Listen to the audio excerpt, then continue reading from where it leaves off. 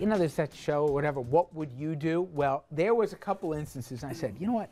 I really like my panel tonight here. I'm going to throw them in. Nothing embarrassing. No one's going to say, oh, no, why'd you put this on me here?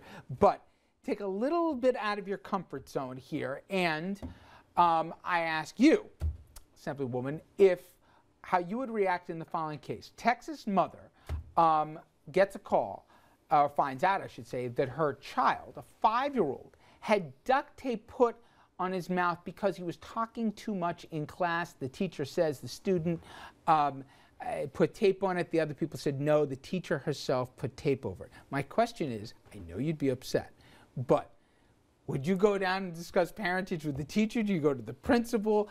How do you react in that kind of a situation? Well, I think if I was a person who was not in politics, if I was one of my constituents, there's the honest answer. I think, I would go down to the principal's office and raise a huge stink.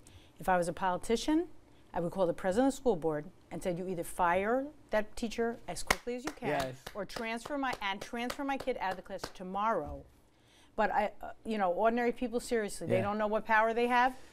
Go to the principal, raise holy heck about that, and get rid of that teacher as fast as you can. I asked some of my staff about this, and they said, you don't know how hard it is to fire a teacher. I said, you know what?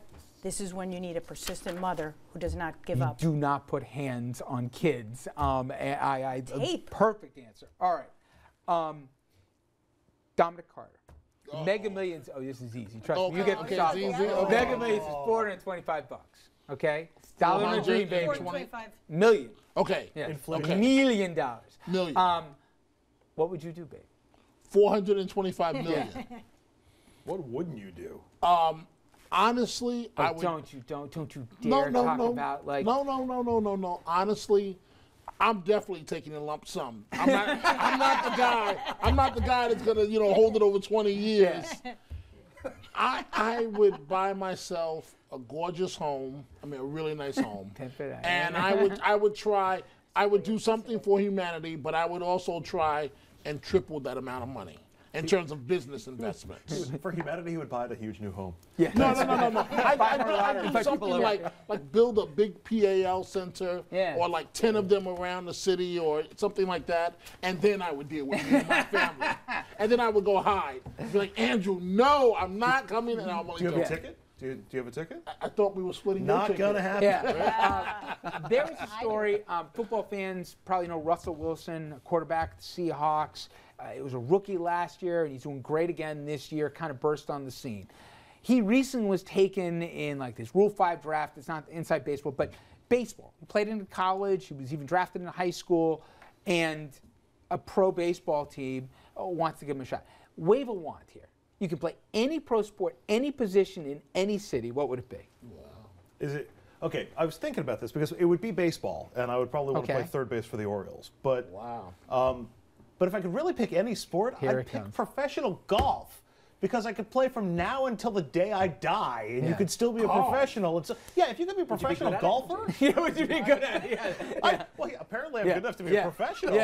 But it's it's funny. The Mets just signed a 40-year-old pitcher. I was like, wow, I could still pitch because but you can be an active golfer and make money into your 70s or 80s. So why not do that?